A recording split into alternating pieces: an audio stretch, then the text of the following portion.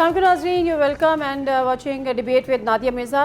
नाज़रीन, इक़्तिदार के ऐवानों में एक बार फिर सुनाई देती 28वीं आइनी तरमीम की गूंज ने हुकूमत के दो बड़े इत्तेहादियों को बड़ी मुश्किल में डाल दिया है, क्योंकि ज़राए ये बताते हैं कि हुकूमत चाहती है कि ये तरमीम बजट से पहले हो जाए। लेकिन अगर पीपल्स पार्टी की बात करें तो सुनने में यह आ रहा है कि उनका कहना है कि अगर तरमीम वाकई नागुज़ीर है तो उसको बजट के बाद तक मौखर किया जाए कम से कम, ताकि इस साल का NFC का हिस्सा उनको मिल जाए, यानी तमाम सूबों को मिल जाए।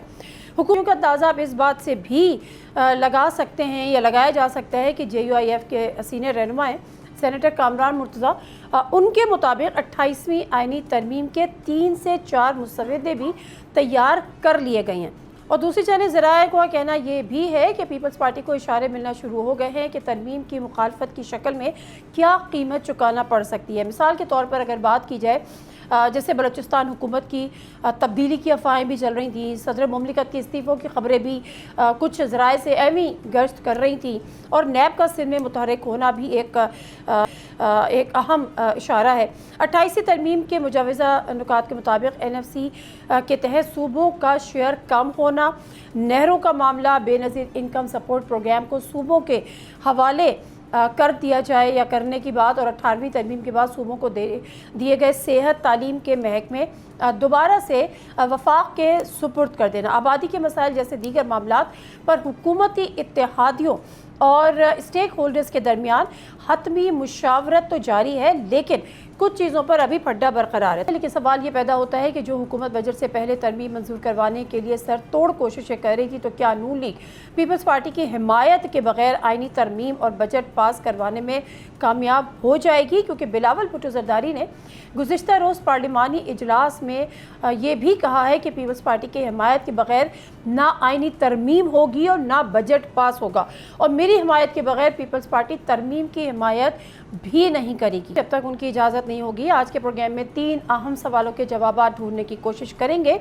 सवाल नंबर 1, क्या पीपल्स पार्टी 28वीं आइनी तरमीम की मुखालफत की पोजीशन में है? सवाल नंबर 2, पीपल्स पार्टी के इनकार की सूरत में नून लीग के पास आइनी तरमीम की मंजूरी का फार्मूला क्या है? और आखिरी सवाल, अगर पीपल्स पार्टी तरमीम की हिमायत पर राज़ी ना हुई तो फिर क्या नून लीग तहरीक इंसाफ की तरफ देखेगी या फिर सादा अक्सरियत से काम चलाएगी? ये तो बजट का मामला है, लेकिन आइनी तरमीम का मामला बड़ा संगीन है। इस पर ज़रा गुफ्तगू करते हैं।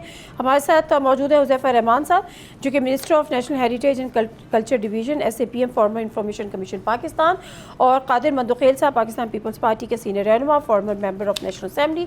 बहुत बहुत शुक्रिया दोनों शख्सियात का प्रोग्राम में शामिल होने के लिए। इंट्रो थोड़ा तवील हो गया, इंतज़ार का शुक्रिया।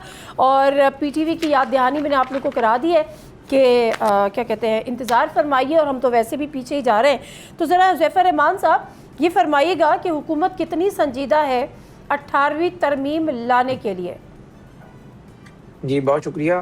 बिल्कुल, आइन में हमेशा जो है बेहतरी की गुंजाइश रहती है, और 28वीं आइनी तरमीम के हवाले से भी यही हुकूमत का नुक्ता नज़र है।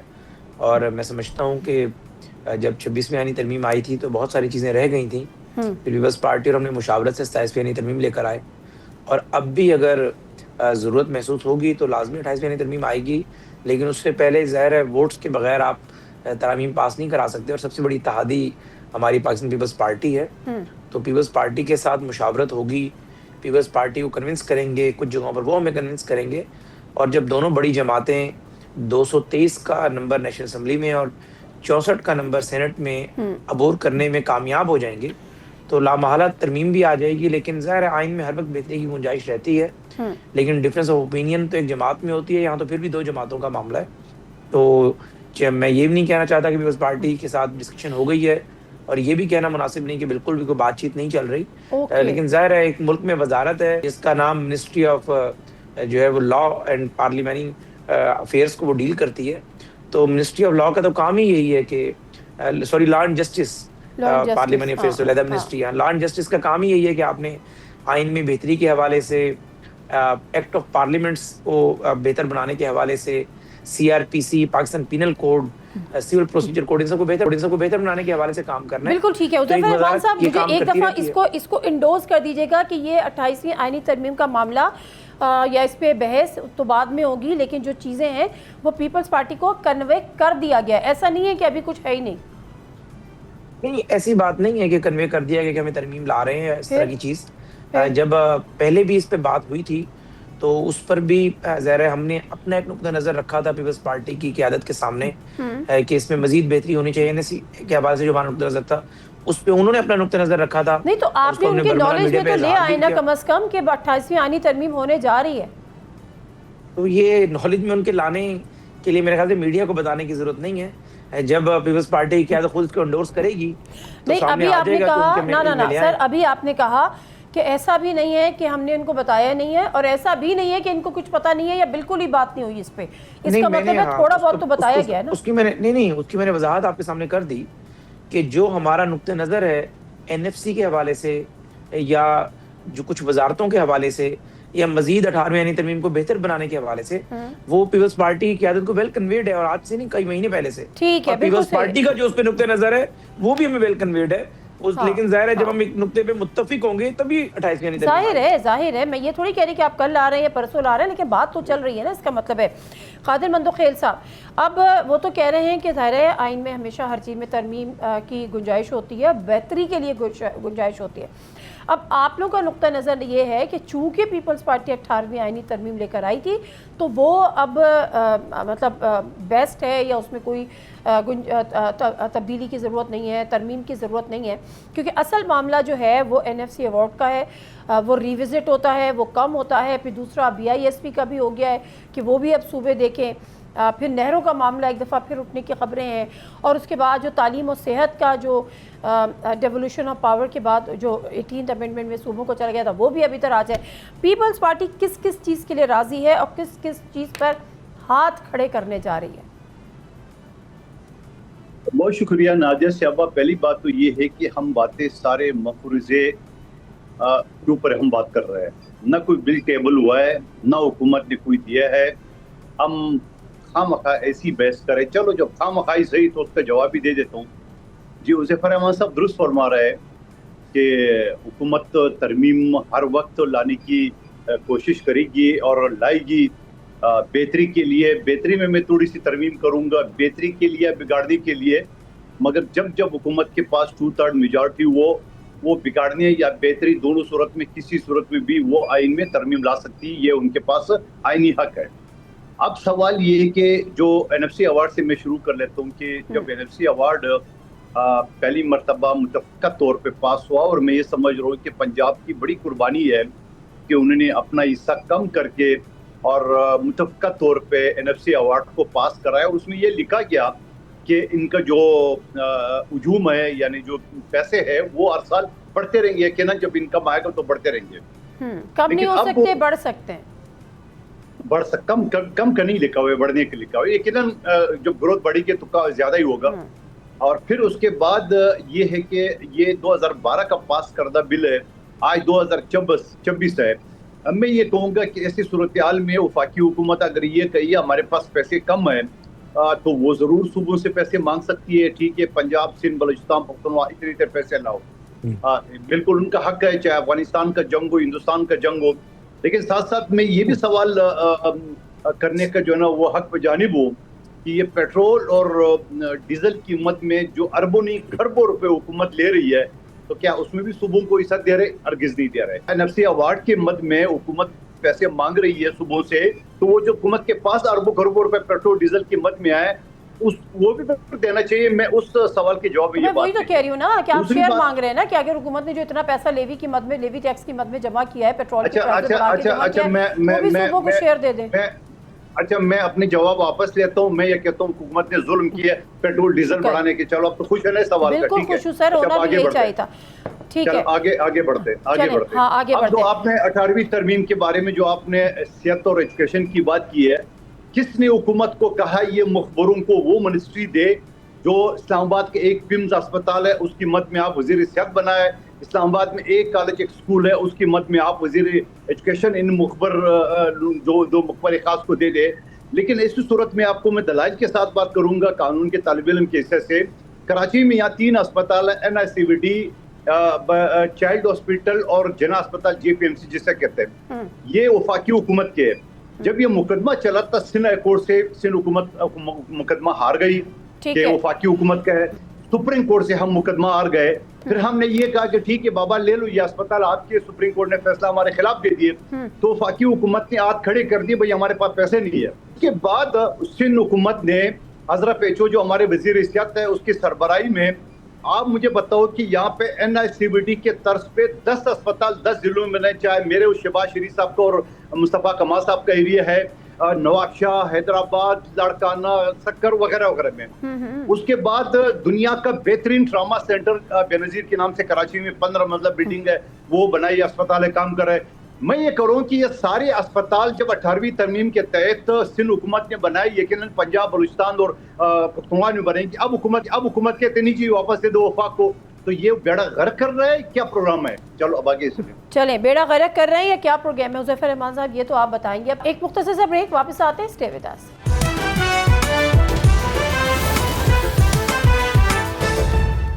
जी नाज़रीन, प्रोग्राम में एक दफ़ा फिर आपको खुशामदीद। पीपल्स पार्टी के आधा नेहरू वाला मामला हुआ था। पीपल्स पार्टी की एक पोजीशन थी, बावजूद इसके कि उनको ब्रीफिंग जरदारी को उससे पहले दी जा चुकी थी, लेकिन पीपल्स पार्टी ने बहरहाल एक बड़ी पोजीशन ली और वो नहीं हो सका।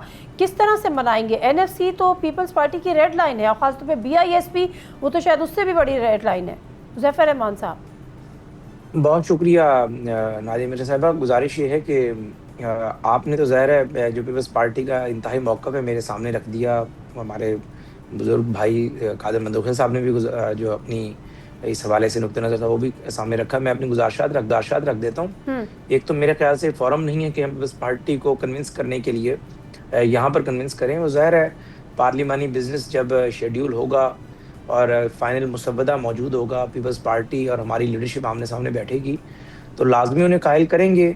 और इस पर मेरे ख्याल से इतनी ज़्यादा कोई पैनिक होना भी नहीं चाहिए। कोई ये नहीं है कि पीपल्स पार्टी को कोई बुलडोज करके आनी तरमीम हो जाएगी, नंबर ही पूरा नहीं होगा।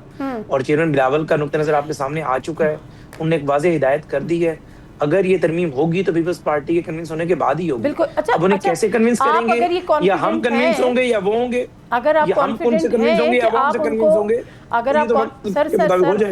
अगर आप इतने कॉन्फिडेंट हैं कि आप इनको कन्विंस कर लेंगे, तो मुझे ये समझा दीजिए कि नेहरू वाला मामला जो था वो क्यों ऊपर से पुश चला गया, उस पर क्यों नहीं आप कन्विंस कर सके? देखिए, ये तो कोई बात नहीं होती कि किसी के दरमियान आपस में किसी झगड़े की या कत्ल की सुलह हो रही हो और वो सुलह इस नतीजे पे जो है ख़त्म कर दें, या सुलह के लिए बैठे ही ना कि जी फलां लड़ाई जो है उसमें भी ये लोग सुलह नहीं कर सके थे। कोशिश होती है, एफर्ट होती है। नेहरू वाले मामले पे मुमकिन है अगर नहीं आया तो ज़रा हम इनसे कन्विंस हो गए। ठीक है। अच्छा, ये जो मामला NFC रोड का सर जो मामला है और BISP का जो मामला है, तो आप समझते हैं कि जो पीपल्स पार्टी है वो हक बन जानिब है अपने मुतालबात पर कि जी हमने इसको नहीं छेड़ना? देखिए, एक ही सवाल को आप बार बार रिपीट कर रही हैं। मैं वही गुजारिश करूंगा कि उनका अपना नुक्ते नज़र है, हमारा अपना नुक्ते नज़र है, और दोनों नुक्ते नज़र सामने रखे जाएंगे, और जिस नुक्ते नज़र पे दोनों मुत्तफिक होंगे वक्त आने पर वो आप लोगों के सामने आ जाएगा। क्या बेहतर है? आपका अपना होगा, इनका अपना होगा, हमारा तो खैर हम किस खेत की मूली है। मुल्क के लिए क्या बेहतर है, यही बता दें। मुल्क के लिए पहले आपसे अगर मैं पूछना चाहूँ तो आप क्या समझती हैं मुल्क के लिए क्या बेहतर है? फिर मैं तो खैर अपना नुक्ता नज़र आपके सामने, क्योंकि आपने मुल्क की बात की है ना। What is your perspective regarding the NFC and sir, मेरी अगर आप बात करेंगे तो मैं तो BISP प्रोग्राम जिसमें करप्शन की एक लंबी दास्तानें हैं, आप किसी को बिठा के पैसे दे रहे हैं, किसी का स्टेटस आज तक चेंज नहीं हुआ और अरसों पे मुहीद है, तो बेहतर तो यही है कि सूबे खुद करें, तो फिर वो शायद उनके अंदर थोड़ी मेहरबानी। आपने मेरी बात को आपने पॉजिटिव लेके आपने भी अपने आप को यानी सवाल के जवाब के काबिल जाना। मेहरबानी। गुजारिश ये है कि मैं आपको नुक्ता नज़र अपनी PMLN का रख देता हूँ। हमारा नुक्ता नज़र ये है कि मरकज़ में चूँकि अब हम हुकूमत में, पहले PTI थी, उससे पहले हम थे, उससे पहले पीपल्स पार्टी थी, और पीपल्स पार्टी जब पावर में आई थी 2008 में, तो 2010 में एक तरमीम की गई थी, यानी 73 के आइन में जो शेयर NFC का था पड़ा, उसको चेंज किया गया था इस नियत के साथ कि सूबों को ज्यादा वसाइल दिए जाएं और उससे बेहतरी आएगी। लेकिन अब अगर ये फील हुआ कि बेसिकली अगर आप डिफेंस का बजट और पेंशनर्स का जो पैसा है वो सारा मरकज के ऊपर बोझ आ जाए, तो मरकज के पास परफॉर्म करने के लिए कुछ रहता नहीं है। तो हमने कभी ये नहीं कहा कि NFC को अंडू कर दें, हमने हमेशा ये बात रखी कि इसको मजीद बेहतर कर लिया जाए। और मेज पे बैठकर जो भी बेहतरी का नुक्ता नजर हो। बिल्कुल सही। आपने BIS के हवाले से आपने एक बड़ी लॉजिकल ओपिनियन दी। बिल्कुल BIS के हवाले से बहुत सारे शुकुशुबात मौजूद हैं, उस प्रोग्राम को भी बंद करने के बजाय अगर मजीद बेहतर कर लिया जाए, किसी और शक्ल में कंटिन्यू कर दिया जाए, बिल्कुल ठीक है। या वही 715 अरब रुपए अगर वही आप गरीब आवाम को किसी और शक्ल में सब्सिडी की मद में दे दें, तो उस पर भी ज़ाहिर कोई मेरे ख्याल से नुक्ता नजर सबका है। बाकी मेज के ऊपर जिस बात है मुत्तफिक होंगे, बिल्कुल सही है। मैं आखिरी सवाल इसी तरीके से बिल्कुल दुरुस्त, मैं ज़रा आखिरी सवाल कादिर मंदोखेल साहब से कर लूँ। कादिर मंदोखेल साहब, होता अमूमन यही है ना, थोड़ा सा गिव एंड टेक भी हो जाता है, थोड़ा एक कदम आप पीछे चले जाते हैं, 2 कदम हुकूमत पर पीछे चली जाती है। कभी आप कश्मीर हुकूमत ले लेते हैं, कभी बलूचिस्तान अपने हक में करा लेते हैं, कभी आइनी ओहदे ले लेते हैं, तो ये बारगेनिंग हो जाती है। क्या इरादा है अभी इस दफ़ा, क्या करने जा रहे हैं? अगर कुछ थोड़ा बहुत लेन देन हुआ, किन किन चीज़ों पे आप राज़ी हो जाएंगे, उसके बदले में आपको क्या चाहिए होगा? देखिए, मेरे ख्याल में आप जो है ना गलत रंग दे रही हो हमारी एहतियात को या हमारी सपोर्ट को। अच्छा, हमने बलूचिस्तान हुकूमत खैरात में नहीं लिया है। हमारे MPA ज़्यादा थे, दूसरे नंबर पे नून लीग थे और तीसरे पे मौलाना साहब थे, तो हम दोनों ने एहतियात करके हुकूमत बना ली है और गवर्नर इनका वज़ीर आला हमारा, मेरे को खैरात में नहीं लिया है। कश्मीर की हुकूमत हमने बड़ी मुश्किल हालात में ली है। आपको पता है कि कश्मीर कमेटी बनी थी और वहाँ पे जो सर हमें पता है, हम यही तो मसला है कि हमें पता है, ना पता होता तो अच्छा होता। चलो चलो चलो, आपको पता है तो फिर आप वज़ीर आज़म बन जाते ना, तो ज्यादा बेहतर संभाले थे। हमने तो समझ लो कांटों का जो है ना आर जो है ना अपने गले लिए। हमारे वज़ीर आज़म ने थी मुश्किल हालत में 8 महीने की हुकूमत। उसके बाद आईनी उहदे जो है ना हमने जरूर लिए, लेकिन आईनी उहदे के बदले में यकीनन हमने हुकूमत का साथ इस वजह से दिए है कि हम हुकूमत के हिस्सा नहीं बनेंगे, हम आईनी ओहदे जो ना उसके लिए आप हमें वोट करें। तो ये कोई एहसान नहीं है न नून लीग का ऊपर न उनका हमारे ऊपर। एक सियासी कोई राह निकल सकती है कि गिव एंड टेक हो जाए, थोड़ा बहुत लो और 2 के बाद 28 आप एक काम करें, आप उसको जो माना निकाल ले, मुझे कोई इतराज नहीं है। लेकिन सवाल ये है, सियासी एहतियात इसी तरह बनती है, सियासी एहतियात इसी तरह बातचीत होती है और सियासी एहतियात ऐसी भी होती है। जैसे ये बजट पिछला पास हो रहा था, हमने मुखालफत की बजट की, हमने कहा जो मुलाजमीन सरकारी उनकी तनख्वाहें बढ़ा दी, 10% हुकूमत ने बढ़ा दिए। हमने ये कहा कि बेनजीर इनकम सपोर्ट के जो फंड है उसको बढ़ा दिए, हुकूमत ने बढ़ा दिए। बाकी किसी शिक पे हमें शक नहीं था या एतराज नहीं था, हमने बजट में साथ दे दिए। ऐसी होती है सियासी डिस्कशन, ऐसी होती है जो शराइत होती है। मैं भी तो यही कह रही हूँ कि हो जाती है ना, तो मैं भी तो यही कह रही हूँ कि हो जाती है। बट एनीवेज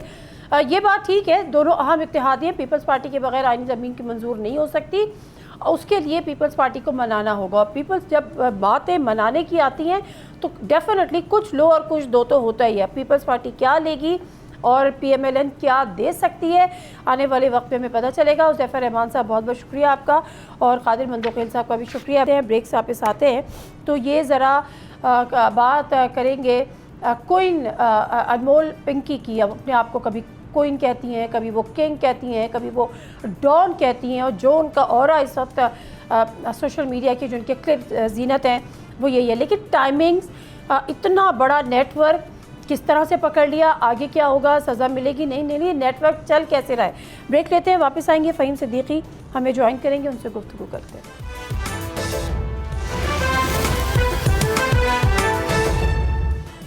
जी नाज़रीन, प्रोग्राम में एक दफ़ा फिर आपको खुशामदीद।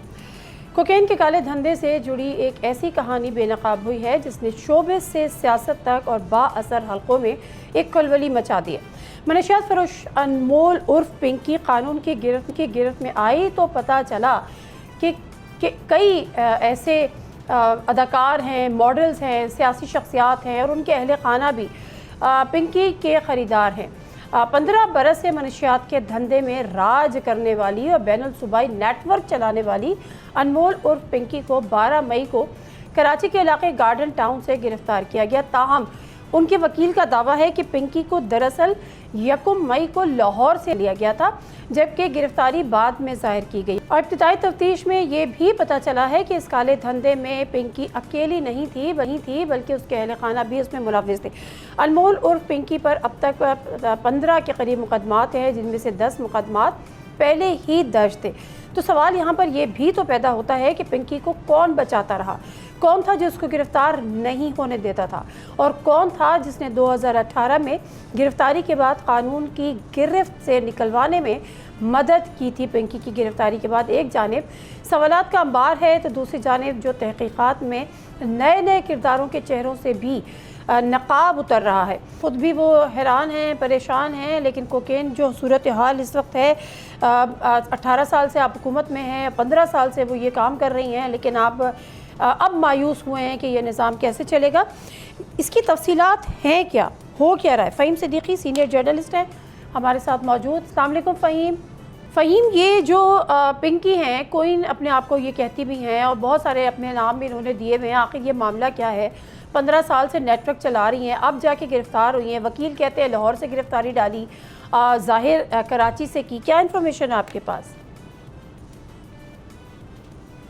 देखिए, ये बात किसी हद तक उसके वकील की ठीक है, और मैं खुद भी जो है ये बात जो है वो 2-3 दिन पहले कह चुका हूँ अपने व्लॉग में भी कि ये बेसिकली गिरफ्तारी तो वाकई लाहौर से हुई है, लेकिन लाहौर से जो गिरफ्तारी हुई है उसके बाद ये जिन हाथों में रही हैं अपनी गिरफ्तारी जाहिर किए जाने तक, उन हाथों ने जो है इनके ऊपर बहुत काम भी किया है और बहुत इनसे इंफॉर्मेशन जो है वो गैदर भी की है।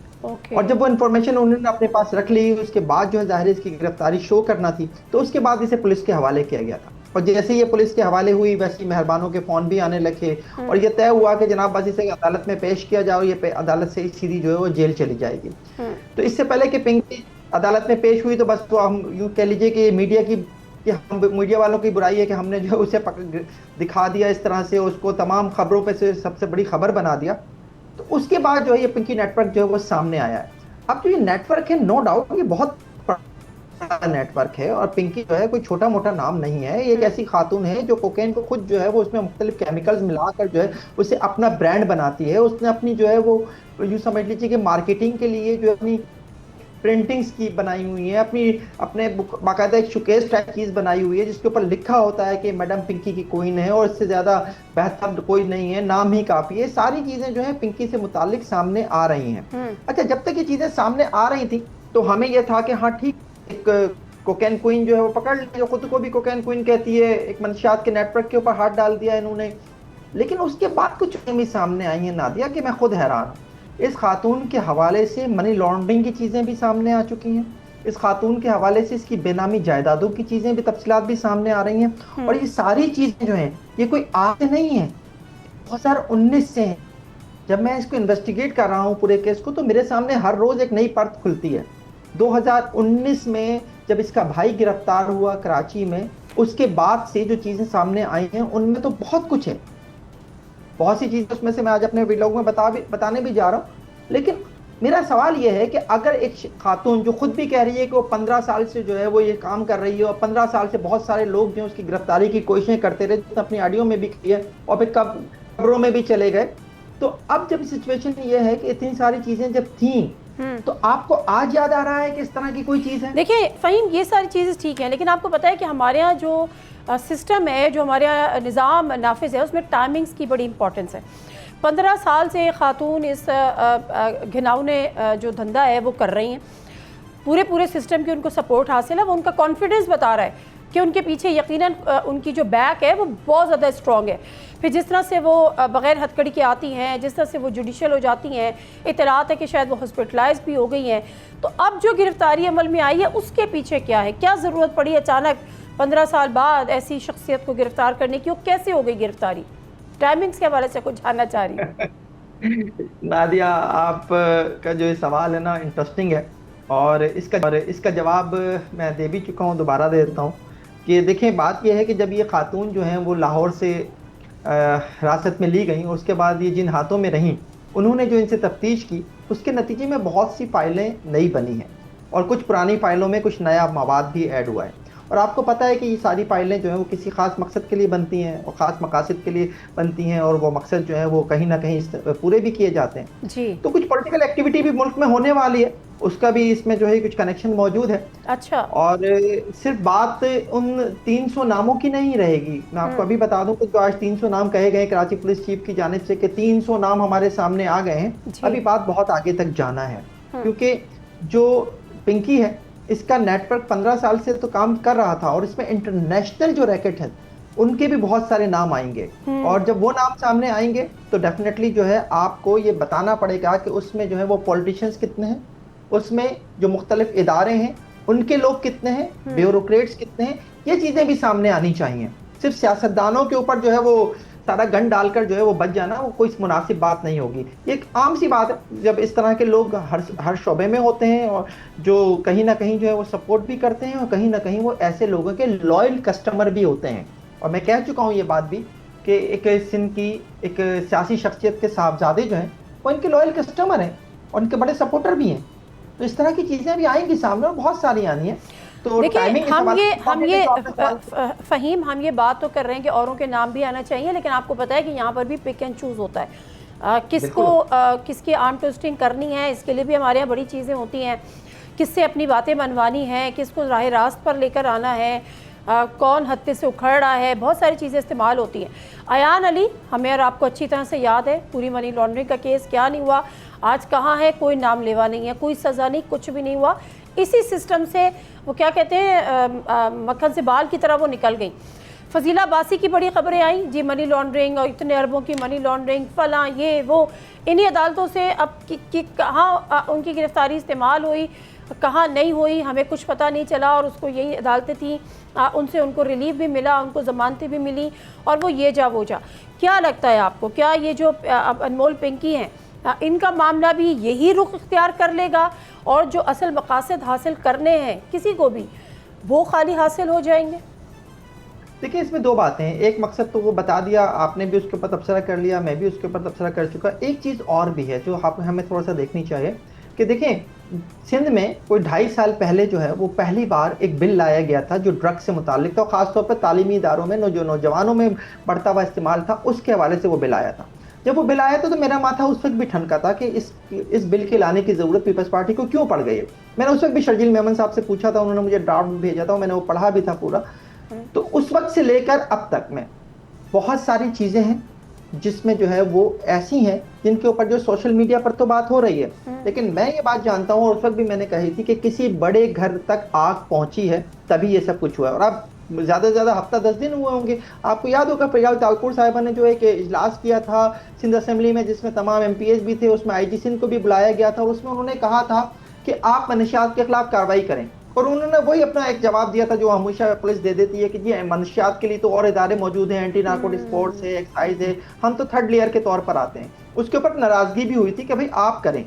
अब चूंकि आग अपने घर तक पहुंची हुई है तो पाकिस्तान पीपल्स पार्टी की जो ये गवर्नमेंट है, सिंध गवर्नमेंट, इसमें बहुत से लोग ऐसे हैं जो ये चाहते हैं कि इस नेटवर्क के खिलाफ कार्रवाई हो, लेकिन साथ ही कुछ ऐसे लोग भी हैं जो कहीं ना कहीं सपोर्टर हैं और उनकी सपोर्ट जो है वो ऐसे धंधों को रहती है।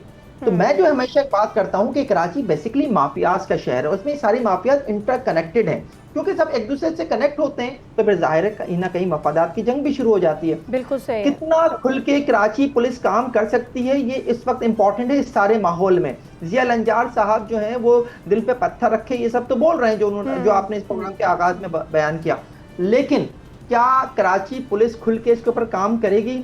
क्या इस तरह की जो गलतियां हैं जो अभी तक सामने आई हैं इस केस में कि जनाब कोई एड्रेस पुराना गलत डाल देना केस में, उसकी गिरफ्तारी के वक्त जो है उसको इस तरह का प्रोटोकॉल देना, उसकी फौरी तौर पर जो है वो उसे जेल चले जाना, इसी तरह से जो फिर जेल से वापस लाने के बाद उसके ऊपर जो एक ऐसा कत्ल का मुकदमा बनाना जो 10 दिन पहले शो कर रहे हैं कि आप बना है, इसकी गिरफ्तारी से पहले बना है, वो भी एक ऐसे शख्स के ऊपर का मुकदमा कि जनाब वो एक शख्स है जो जिसकी बॉडी जो है बगदादी के इलाके में, लियारी के इलाके में रोड से मिली और उसके मोबाइल फोन से पिंकी का नंबर भी मिला और उसके पास से जो एक डिबिया मिली वो मैडम पिंकी का जो उसने अपनी एक डिबिया बनाई हुई है जिसमें वो कोकेन फरोख्त करती है, डिबिया मिली जिसमें जो है कुछ पाउडर भी मौजूद था। ठीक है, की जो हरकतें हैं इनसे नहीं केस आगे बढ़ सकेगा। आपको संजीदगी से काम करना होगा उस नेटवर्क। देखिए एक बात हमेशा याद रखिएगा कि कोकेन ये वीड ये पाकिस्तान में नहीं बनती, ये पाकिस्तान से बाहर से आती हैं, बाहर से तो आती हैं, बिल्कुल उसी तरह जैसे कराची के बाहर से असला आता है। बिल्कुल बिल्कुल। एक चीज और नोटिस कीजिए नादिया, आखिरी बात में शायद आपका टाइम खत्म हो रहा होगा एक बार, कि देखिए अरमगान के केस में भी जब अदाकार साजिद हसन के बेटे साहिर हसन गिरफ्तार हुए थे तो उस वक्त बहुत सारे नाम सामने आए थे कि ये अपना नेटवर्क चला रहे हैं। उस वक्त भी अनमोल उर्फ पिंकी का नाम सामने आया था, किसी ने कोई कार्रवाई नहीं की। मैं इसीलिए कह रही हूँ कि टाइमिंग्स बड़े इंपॉर्टेंट है। या तो अफसोस की बात यह है कि जो हम इतनी कॉन्स्पिरेसी थ्योरी में जाते हैं तो हम मजबूर हो जाते हैं, क्योंकि हमारे सिस्टम में हमें अपने माजी में ऐसी मिसालें मिलती हैं कि आप बाल बेका नहीं कर सकते। इनको इतनी ऊंची से और इतने हाई लेवल की सपोर्ट होती है, इतनी स्ट्रॉन्ग इनकी बैक होती है। अब दो ही मामलात हैं, या तो कोई नाराज़ है या आग वाकई जिस तरह से फ़हीम कह रहे हैं, ये ख़बरें भी हैं कि अपने घर तक पहुंच गई है। लेकिन बहरहाल अभी भी अगर बहुत बड़ी बात होगी कि ये नेटवर्क पूरा खुल के सामने आ जाए, असल ज़िम्मेदारों के चेहरे सामने आ जाए, मुकम्मल इनके किन किन से ताल्लुक़ थे, कौन कौन इनको सपोर्ट करता रहा, वो सामने आ जाए, और उससे भी बड़ा मौज़ा होगा कि अगर इनको वाकई सज़ा हो जाती है। प्रोग्राम से दीजिए नादिर मिर्ज़ा को इजाज़त। अल्लाह हाफ़िज़।